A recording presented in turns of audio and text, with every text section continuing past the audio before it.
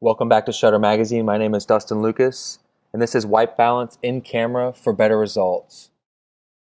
As a photographer, I'm always wanting to get more out of my subject matter. And creating that mood and using my ambient lighting is so important with this. With this shoot, I was looking at the setting sun following behind this tree line here in this field, and I had my model facing positioned away just so that she'd be slightly edge lit by that ambient light. But taking that exposure wasn't really giving me enough overall as far as what I needed in that space. She tended to be much underexposed. So what I decided to do is add a flash here to fill in. And so by doing that, when we're on the subject of white balance, now we're dealing with mixed lighting. Now I know your off-camera flash and your manufacturers, they're going to tell you that your flash is balanced, meaning that it is close to the color temperature of daylight, which is going to be between a 5,000 Kelvin and a 5,500 Kelvin temperature. Now that's going to vary from brand to brand on what daylight means. And even in Lightroom here, what I have is this is my custom shot that I started. That I ended up with, was my end result. And so what I was looking at when I was making this work is I started with my gray card. It's a very common and very smart tool to use.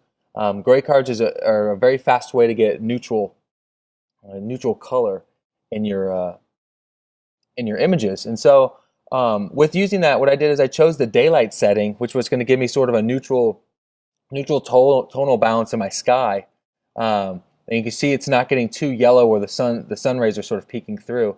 And it's almost made my flash here a cool white. And so with choosing that, as you can see, it warms up the scene quite a bit. So what that neutral gray wants to do is it wants to take it out of that sort of neutral balanced, that neutral white balance, and it wants to warm up the environment totally. Because these greens that are in this field, I mean, they're not dead. They're very vibrant, and the saturation is there. It's just finding out the correct color temperature to set the mood. Now, with doing that, what you're going to see is the difference between my custom white balance and the white balance of what the gray card gave me. And the gray card gave me quite a warm tone. And this is where style starts to kick in, because I was looking for more of a neutral to slight warm cast. And with the custom one that I chose, I was really looking at skin tone for the model, and I thought that was really important. Let me zoom in here for you. And the skin tone for her, I thought, was the sort of most important element. And so, yes, she's glowy. It sort of has that nice twilight feel here.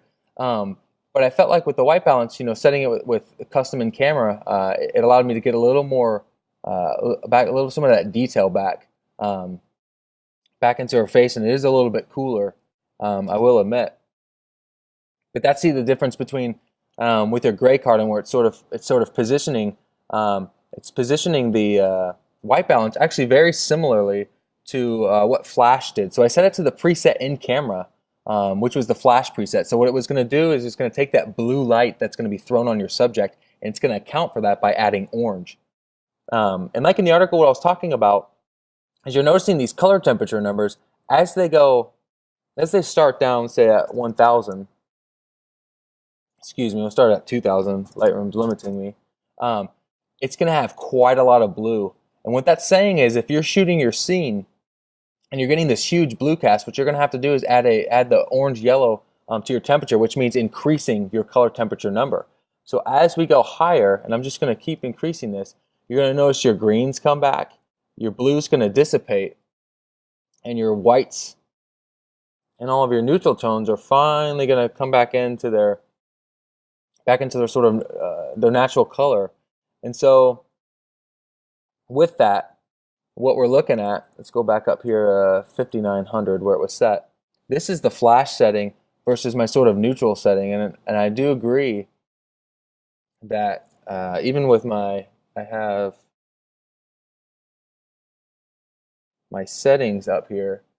Um, they have a slightly different exposure. It seems that as the sun was setting, I was losing light by the minute, as you can tell here. Same exact settings. And so moving forward, what I ended up choosing was I chose a custom, which was kind of a between the flash setting here, which was a much warmer setting, and what my neutral as shot was, my daylight balance. So I picked a 5300, which was right about the between. It wasn't too warm, too cool, and I thought it was a good place to start from. And so then when I take it into Photoshop, what I have here is my image. Of course, after doing a little bit of editing in Lightroom, what I had is my sort of original image here, and bringing it back in. There was a particular moment when I was shooting, when I was finding this flash was grazing the grass here, and it was kind of creating this nice line, but it didn't make sense in the rest of the environment. So I wanted to shoot a separate exposure for the entire scene, and so I had done so in order to composite my model back into this sort of vegetation scene, and it's sort of more flatter lighting, a little more neutral lighting across here. And then I bracketed an exposure for the sky, because I thought that the sky was not really dramatic, but it was just enough to sort of give, grabbing all those different moments, the particular colors and the drama in the sky, the lighting, the specific lighting that I had, and the color tonality I had in the foreground and middle ground here, up to the tree line where there's still detail. And I was losing that. As you can see, a little bit of haze here from the sun, as well as a lot of haze from the reflection of this flash here. And it was quite a distraction from the model. And so I moved into Photoshop, still have that haze, but then I'm grabbing my sky, and I'm grabbing my other environment, and so it completely disappears. And so the image transforms quite a bit. I mean, once we get this pesky flash and umbrella out of the scene, that was the whole point of sort of taking and allowing me to, as you're seeing, I'm sort of manipulating nature here, and allowing me to get to sort of my final image, which is the one in the article. So please feel free to send any questions in, and let me know if you guys want to know any more about off-camera flash, compositing images. But for my next article, I'm going to be looking at fill flash with mixed artificial lighting. So it's going to be a night portrait that I'm going to shoot with my flash, and looking at color gels and different ways to sort of settle down all these different varied mixed artificial lighting, and using your flash to sort of exist within the same color temperature as those other lights, so you can then white balance and sort of bring everything back down together without having these differences between your cool flash and these orange and yellow incandescent and street lamps. Thank you for listening. Tune in next week.